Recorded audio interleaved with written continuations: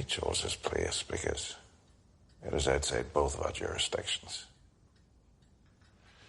Do you want tea? Inspector, I responded to your invitation because I want us to understand each other. I'm a businessman. I want to make my business successful. And I want my city run peacefully. Well, if the city is peaceful, business can thrive. So we are on the same side. I think perhaps we could be.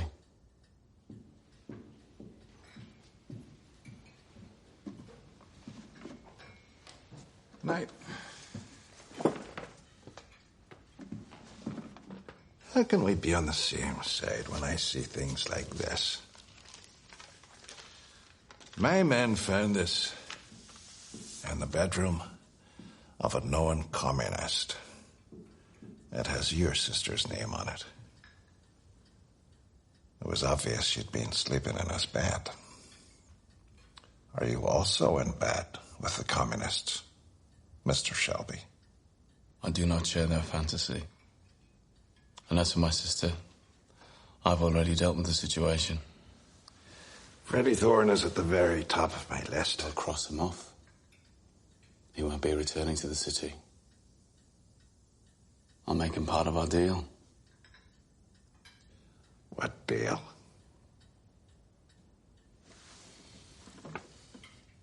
You and your specials will leave my businesses alone from now on. No more raids into our territory. No more smashing up pubs. No more lifting my runners. You will turn a blind eye to all of my gambling operations. Also, I am planning an expansion onto the racetracks. I intend to do business with Billy Kimber. He runs most of the legal trackside betting outside of London. He has policemen on his payroll. I want you to put in a word with the Chief Inspector of Gloucestershire that his men should leave me alone when I make my move. Forgive me, I don't seem to have a pen to write down this rather long list of demands. And what do I get in return? I have what you're looking for.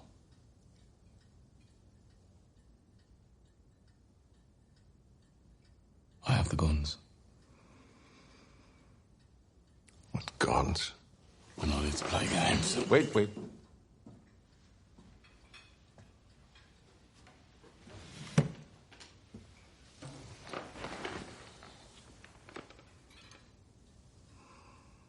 $25 Lewis machine guns, 50 carbines, 10,000 rounds of ammunition, all in a crate bound for Libya, stolen from the BSA factory proofing bay. I'm guessing they sent you to Birmingham to get those guns back? Well, to me that hasn't. I have left word with men I trust that if I am taken into police custody for whatever reason, those guns will be shipped to Liverpool. From there, they will be sent directly to Belfast and sold to the Irish Republican Army.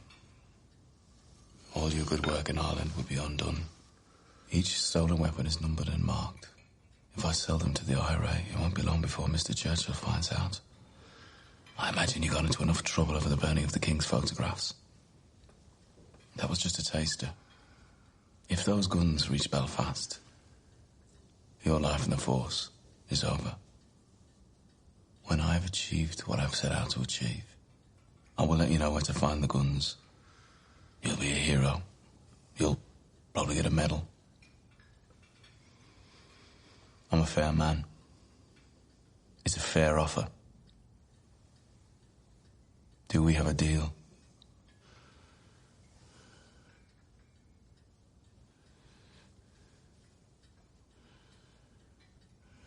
I need an answer. Right now.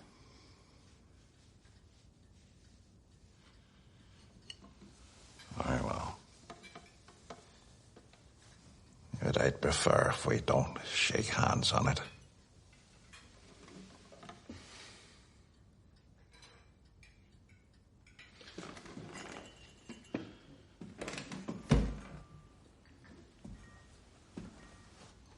And why would I shake the hand of a man who didn't even fight for his country?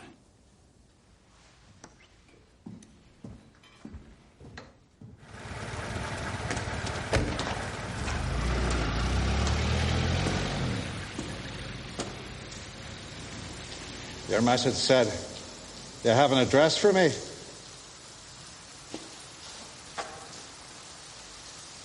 Anonymous tip-off. The address of Stanley Chapman. You promised me Freddie Thorne. This is instead of Freddie Thorne. No deal. Inspector, Stanley Chapman is a bigger fish than Freddie Thorne. He's currently holding £200 in cash, given to the Communist Party by the Russian government. That's right. Chapman has snow in his boots, and all you need is a shovel. If he talks, you'll have proof.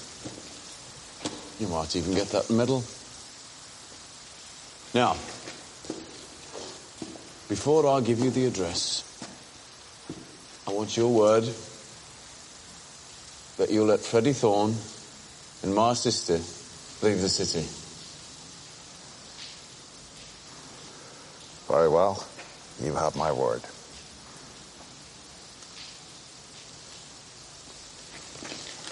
I'd say our little truce is proving quite productive for both of us, Inspector. I'll get information and protection. And you? Well, you get Bolsheviks.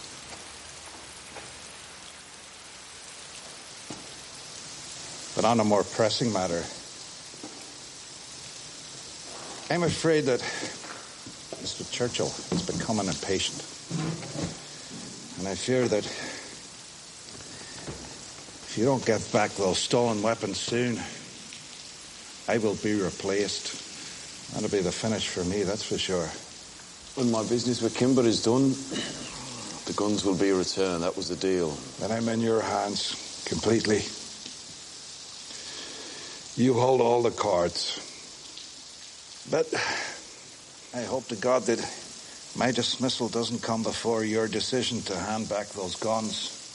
And I say this for your sake, because if I were to be fired and it were your fault,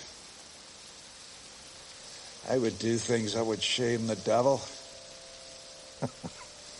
My fury is a thing to behold. On my last day in power, for example, I would see to it that you and your scum brothers have your heads stoved in with mallets and spades.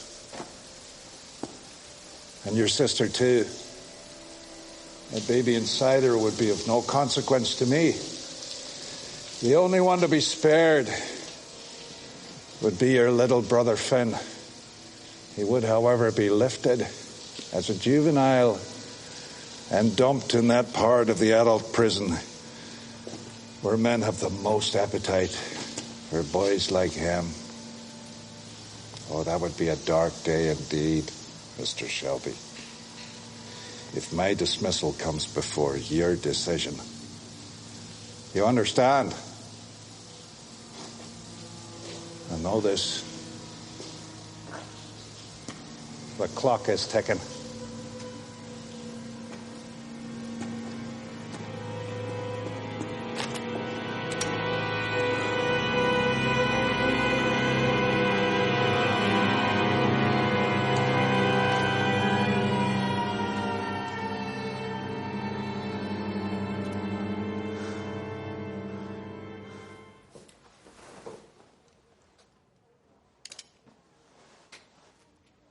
I am unarmed.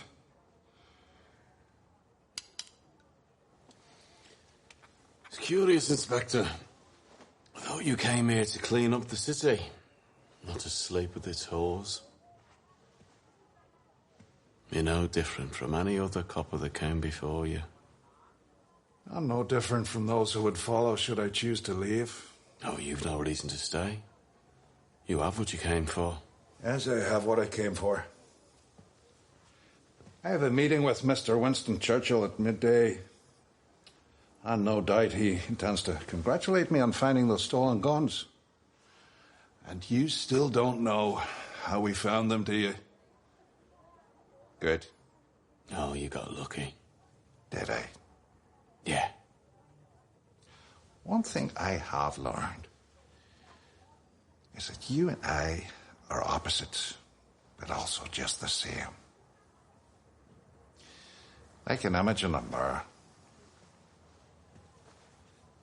We hate people. And they in turn hate us and fear us.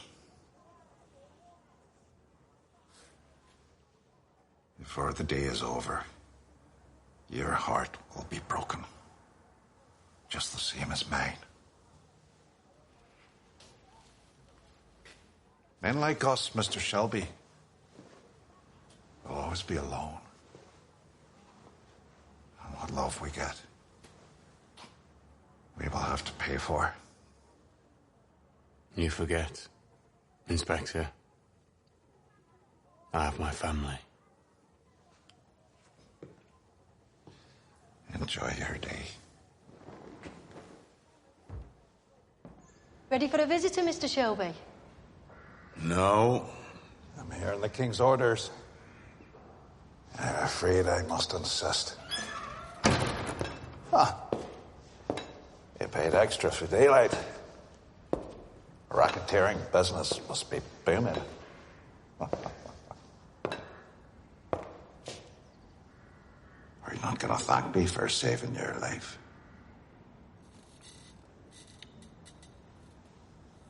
Pass me cigarettes.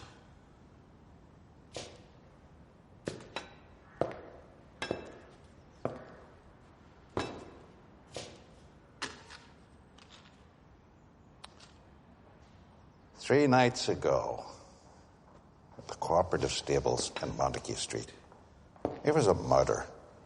A man named Dugan. The Oxfordshire Constabulary found his body in a shallow grave. I need to piss. Nurse! I know it was you who carried out the murder of Mr. Dugan.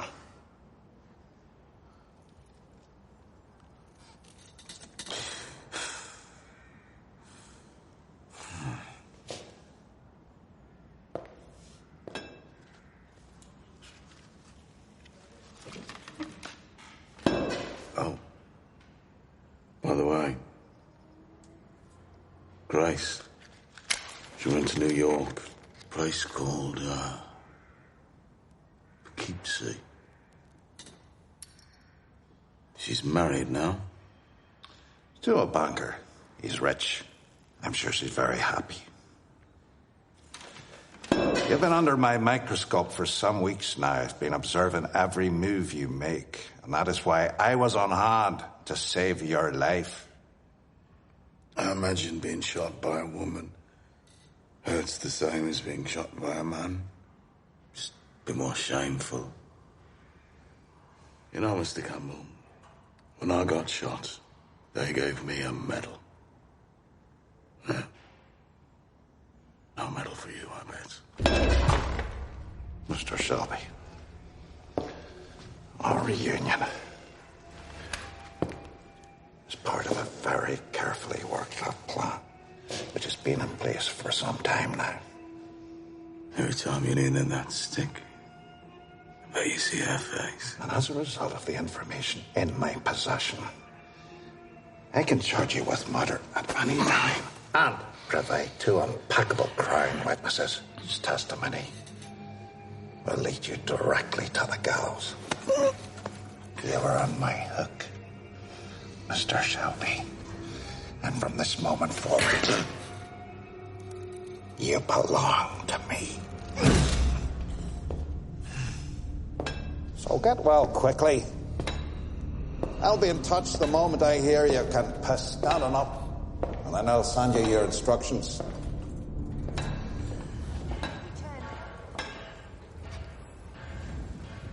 Our scheduled meeting is not until Sunday. Sorry to bring it forward. You just wanted to show me that you know where I live, isn't that it? Am I supposed to be impressed? You know, Mr. Churchill was impressed. Yes, he was. All my demands have been met. Did he tell you? Yes. Yes, we had a meeting and your letter was read aloud. As a matter of fact, there was quite a lot of hilarity at the meeting. The gentlemen all found it quite funny. I see, the gentleman found it funny. Tell me this, Mr. Campbell. Do the gentlemen sometimes find you funny?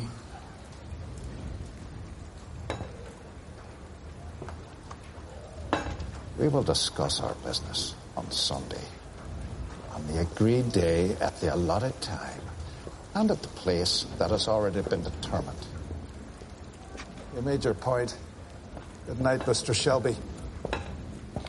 There was another reason I came to see you tonight. Just didn't want you to be made a fool of, is all. The lodgings. Chosen for you by the police department. How shall I put this? Well, your landlady used to run the most famous whorehouse in Stetchford. She's only semi-retired. I bet the gentleman would find that funny, eh?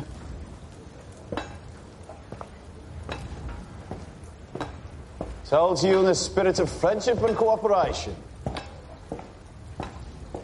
See you Sunday.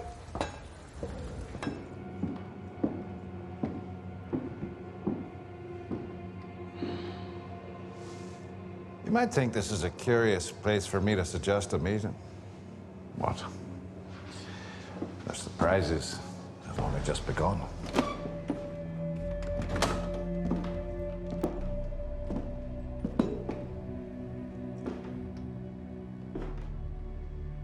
You look a little unsteady, Mr. Shelby. Take a seat.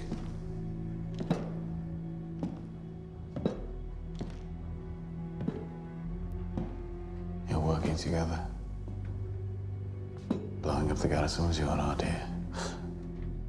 You chose me. It's funny, I thought. I thought the Fenians had a policy. Enough. Hey, of not mixing the personal with the political. I said enough. I think I will decide on what is enough. Oh, who's in charge here then, eh? Who's in charge? Wait, let me understand this. You answer to an agent of the Crown. Perhaps we can Very interesting. Perhaps we can stick to the agenda. Whose agenda? There's a form of words here. Whose words? Arrogant bastard. I'm not accustomed to being spoken to like that. Just come to order. I'm here to listen, but not to the fucking infantry. Enough! Jesus! Now. Some weeks ago, Mr. Shelby carried out a military mission on behalf of pro-treaty Republicans here in Birmingham. You. Working for the king. There is a unique political situation. Yeah? How does that feel? Let us Tell me. to the How does that fucking words feel? here. Temporarily, we have a shared I interest. So you just stop and laughing, huh? You want me to stop laughing? Explain this, pal. Following the success of your mission, We're gonna make you do it again. Will you shut up? can we just conduct ourselves here, please? Conduct ourselves! Please. No one in this room wants to breathe the same air as anyone else. Nevertheless, the pro-treaty Paddies and the king want the same man dead. Am I right?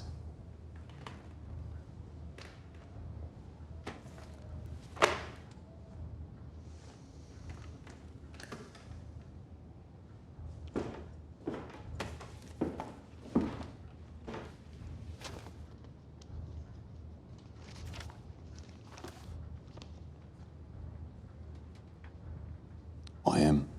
Did you ask why in France? Yeah. So it's the same answer. Because.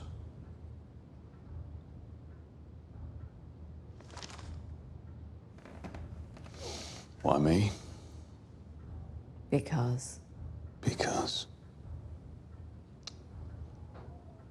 if anyone connects me to this, it will be assumed that it was a criminal act and not a political one. No. You need not fear being connected to the killing, because I will see to it that no connection is ever made. You will have complete immunity after the fact. But in the execution, you will get no help from agents of the crown. And we can't be seen to be involved. You've been chosen, Mr. Shelby. And there really is no choice. No equals. Bang. And your man here will shed no tears as he looks the other way.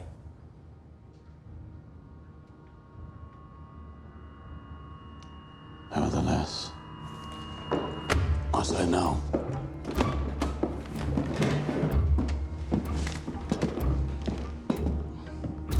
Mr. Shelby.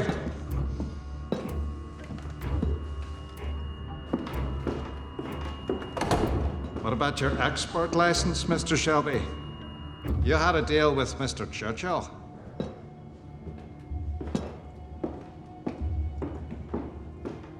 One with the mouth, Donald Henry. He is a spy. He is working for the irregulars against the pro-treaty paddies. He reports every fucking word back to him.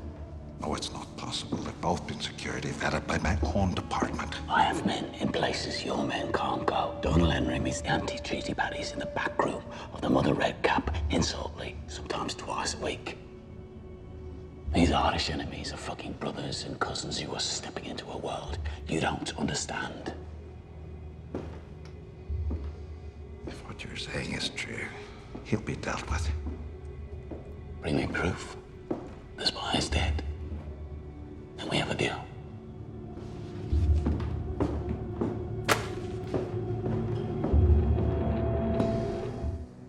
The date has been set. In 3 weeks from today. You checked out his house? His copper's all over it. You'll take care of him? No, that would arouse suspicion. You'll have to deal with them yourself. And if a copper gets killed? There will be no consequences for you. I have given you my word. Which I know to be worthless. That is why I have been settling my affairs in the event of my death. Making your peace with God, perhaps. Good luck with that.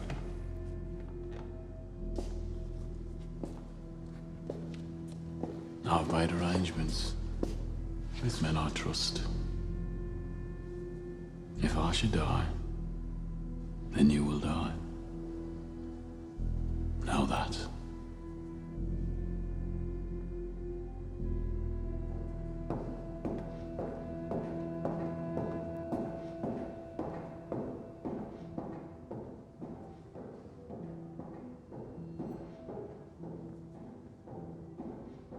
We had a deal. Hey! We had a fucking deal!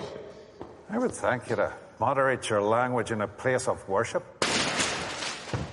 We had a fucking deal. Mr. Shelby,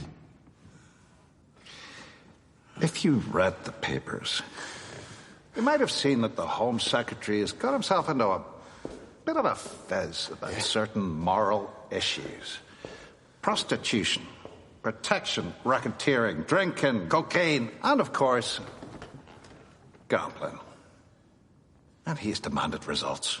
You offered me protection. You promised me protection. Well, no, you see, it was Mr. Churchill that made you that promise. And the Home Secretary outranks him, so... And I can hardly be blamed if your demented brother decides to go on some sort of blood orgy during dinner. Do not fucking lie to me. Do not sit here in your fucking church and lie to me! You will need to contain your emotions, or this meeting is at an end.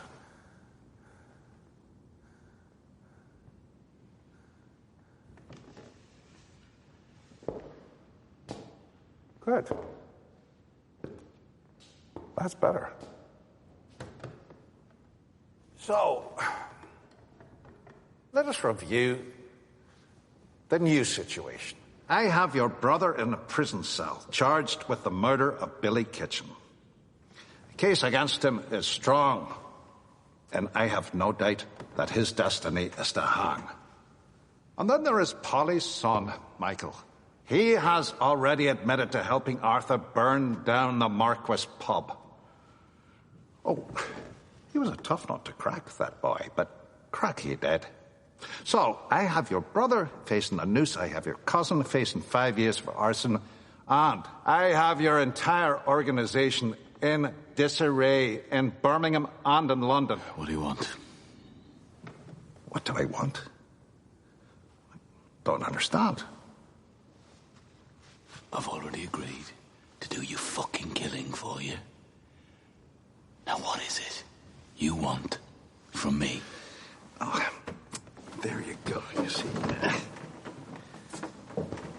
An agreement is not the same thing as an assurance now, is it? See, I found it. I wasn't sleeping so well. And it wasn't just the smell and the noise in that room, no. That was the nagging doubt, the knowledge. The knowledge that Tommy Shelby is not afraid to die. And therefore, the threat to your own life might not be enough to make it certain that you will obey me on the given day. I needed also the power of life and death over your family, and that I now have. Your brother, your cousin, and your sister. I've known her address in Primrose Hill since the day she moved in. And she is safe only as long as I want her to be. I've been ahead of you every step of the way. And as my father used to say, to make sure your dog obeys you, you have to show it the stick once in a while.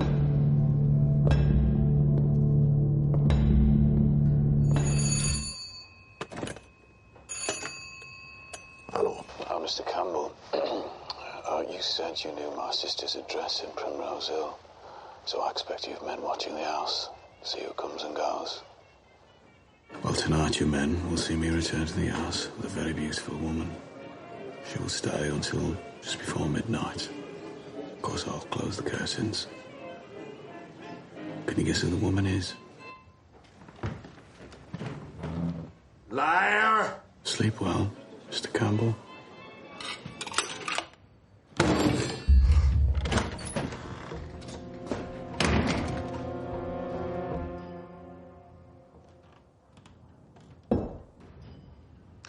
I'll keep everything locked up, Mr. Campbell. Everything of value.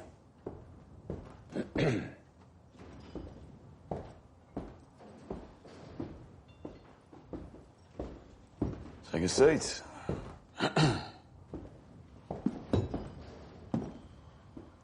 How is your company treasurer, Paul? Why do you ask? Well, just give him my regards.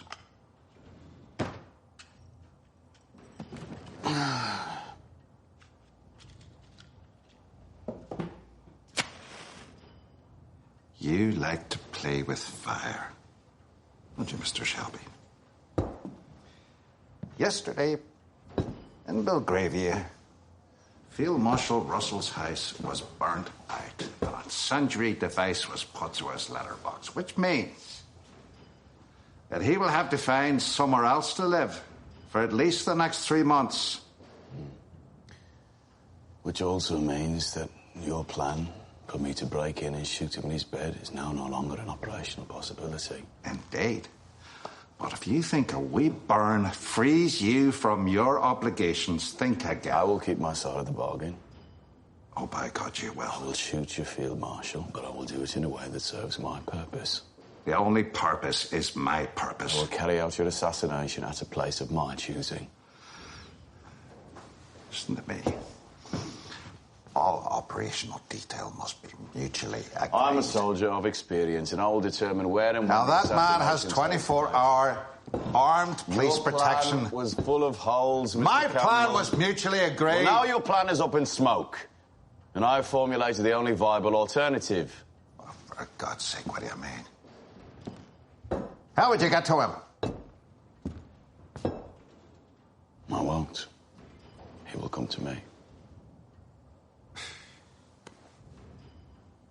Now, listen to me, Mr. Shelby. When this meeting is concluded, I must report directly to Mr. Winston Churchill. Your relationship with Mr. Churchill is not my concern.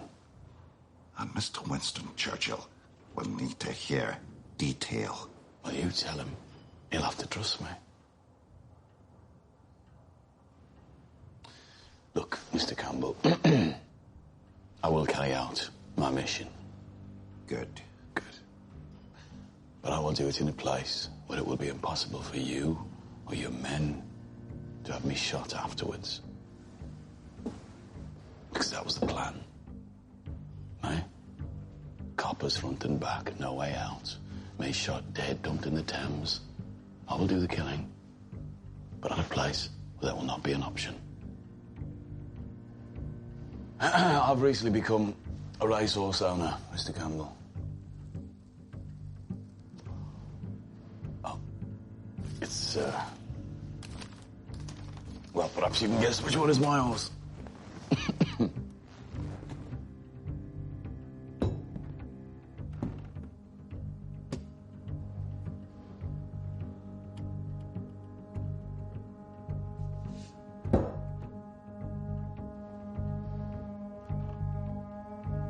Where and when?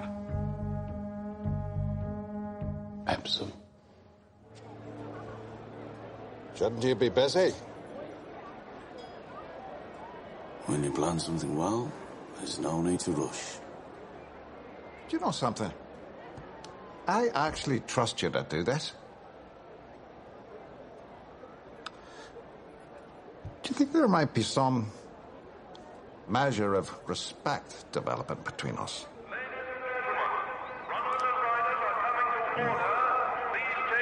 Old foes that have grown to admire each other and see each other's professional virtues. Personally, I think not. I think not. Well, I drink to that. Ladies and gentlemen, please be upstanding for the national anthem.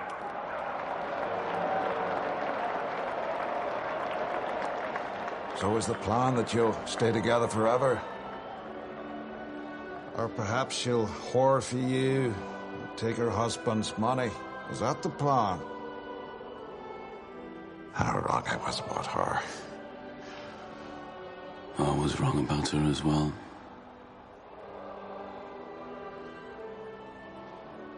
You once said to me that men like us can never be loved. She loves me. She told me. She loves me. And all you got was a bullet and a fucking wolf-head cane. Wow. Bully for you. This I know. Ahead of you is damnation. But I have the love of God and the certainty of salvation.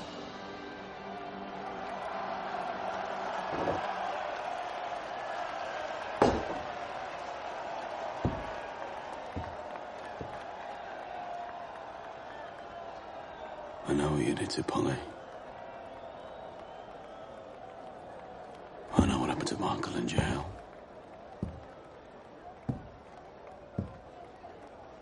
Today, it'll be me dead. Or you. But whoever it is, he'll wake up in hell tomorrow.